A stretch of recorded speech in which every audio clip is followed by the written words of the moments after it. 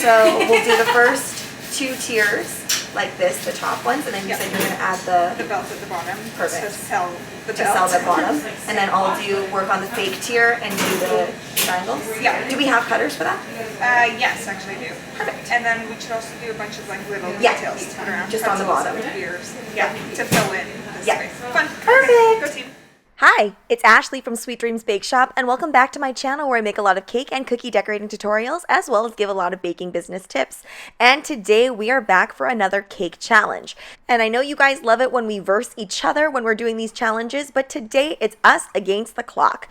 Now, this challenge was kind of born out of necessity. As you guys know, I'm a teacher, so I don't have a whole lot of time to spend at the bakery. So I said, why not make this a little bit more fun, and let's give ourselves a time stipulation that would be challenging. So we decided to decorate a cake, a 3-tiered cake from top to bottom in 1 hour. That being said, we did make things a little easier on ourselves, and we made the German chocolate cake in advance. And the cakes were also crumb coated because, as you know, once you crumb coat a cake, you're going to have an easier time decorating it the longer it is in the fridge.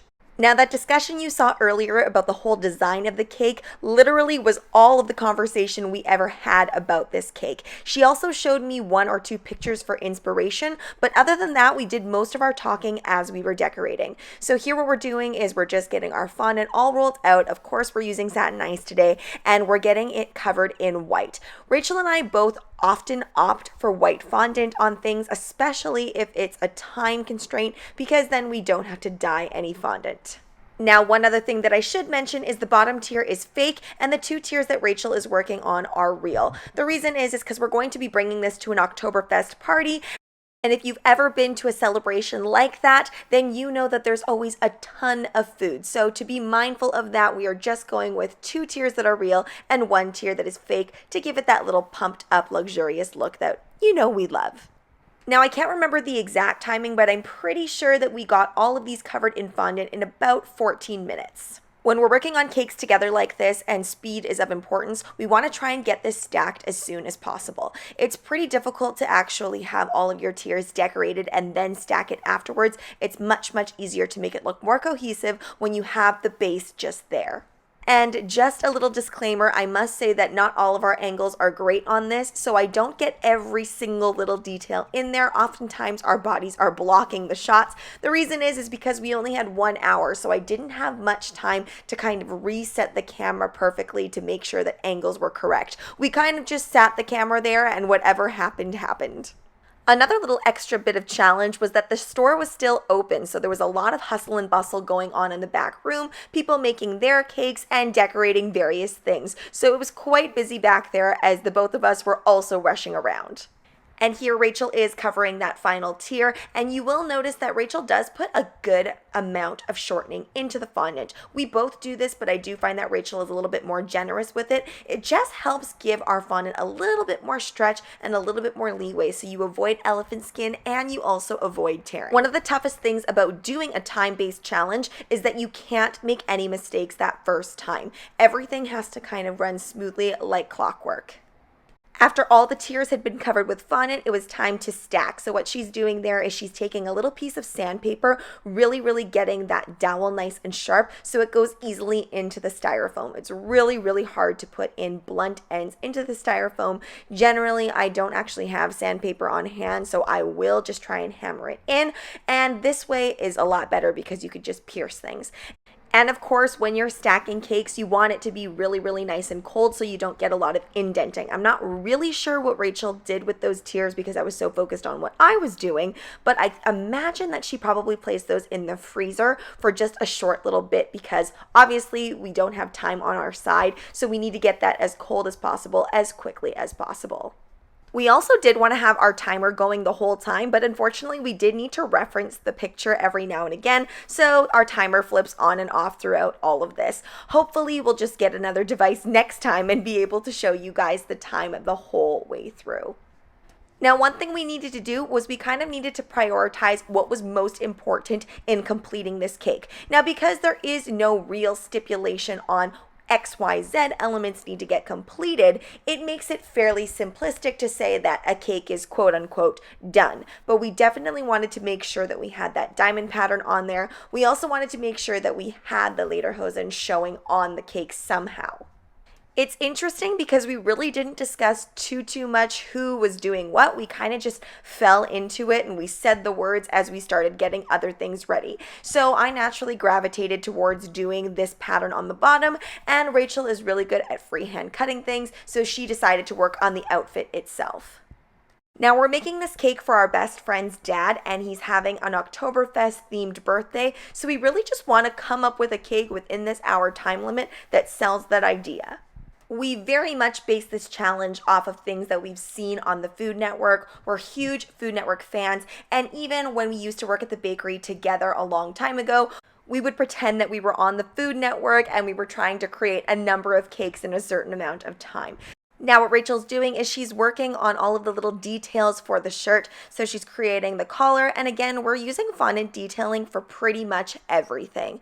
I do want to talk about that steamer for a second as well. You guys know, if you've watched any of my cake tutorials, I use my steamer often. I absolutely love my steamer. Now my steamer, which is the exact same brand, but maybe a different generation, I want to say, of that steamer, it works really well and it works really quickly. But this one, for some reason, was going very slow, despite the fact that it was brand new. Maybe it was just the heating of it all, but it was taking forever to steam our cake. So I was a little bit worried that we were going to lose time because we had to steam things for twice as long than normal.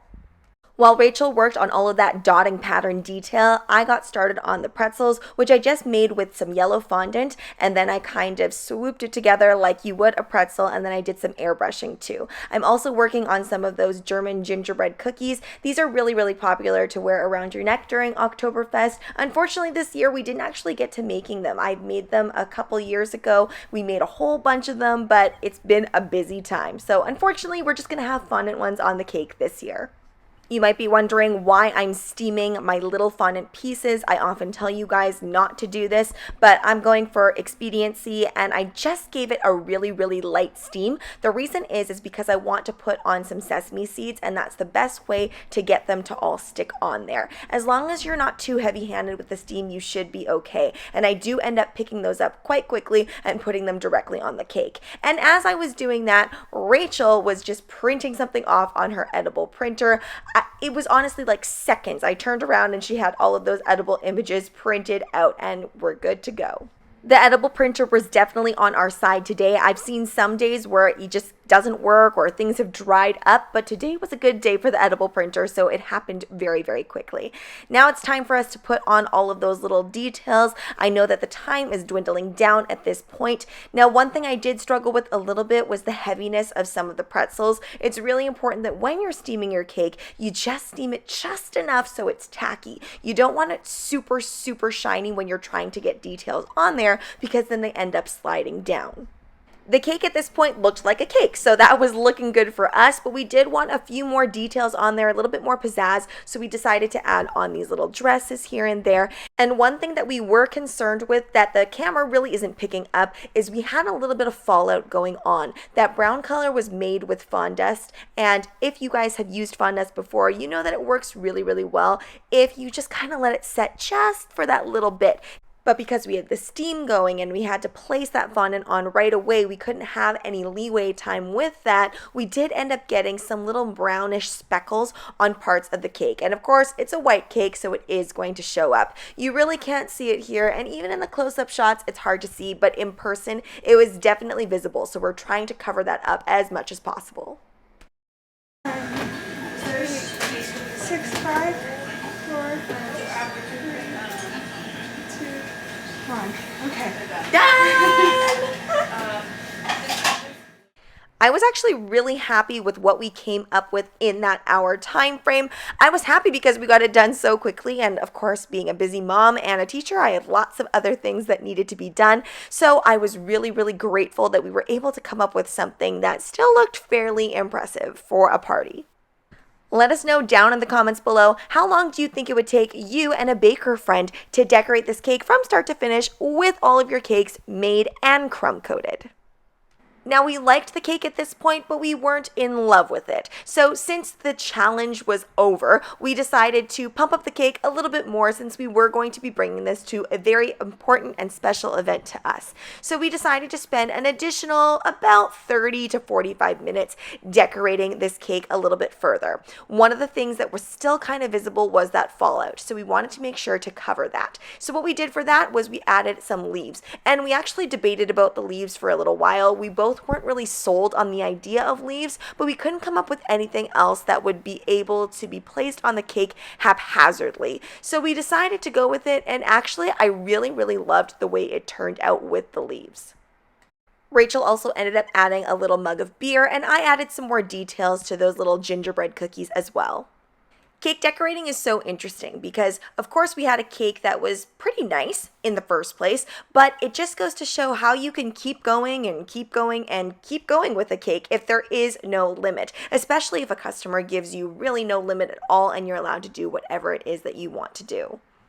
It also comes as no surprise that once that time limit was off of my shoulders, I was able to really take a look at the cake and decide exactly what it is that I wanted to do. I was also much more relaxed as I was completing things. I no longer felt rushed, so I kind of actually felt like I was moving in slow motion. And even looking back at the footage, I felt like I was moving a lot more slowly than when we were in competition mode.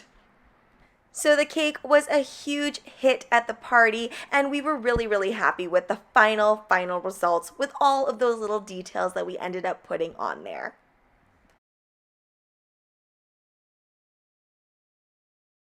Now let's get into the subscriber submission of the day, and this one comes from @love_bake_repeat on Instagram. And I believe they were inspired by my tutorial where I made this Father's Day themed cake. I absolutely love their take on it. I really love the look of the dark suspenders. So go ahead and check them out, drop them a like, drop them a comment, and be sure to follow them. And if you want one of your cakes or desserts of any level on my channel, then please follow me at SD Bake Shop on Instagram, where you can either tag me in a photo or send me a photo of your creation. Thanks so much for watching, guys. Don't forget to like, share, and subscribe so you can be part of the Sweetie fam. Right now, I'm uploading weekly, so make sure you hit that notification bell so you know when I upload. Also, be sure to comment, request, or ask a question. I love hearing from you guys. Bye!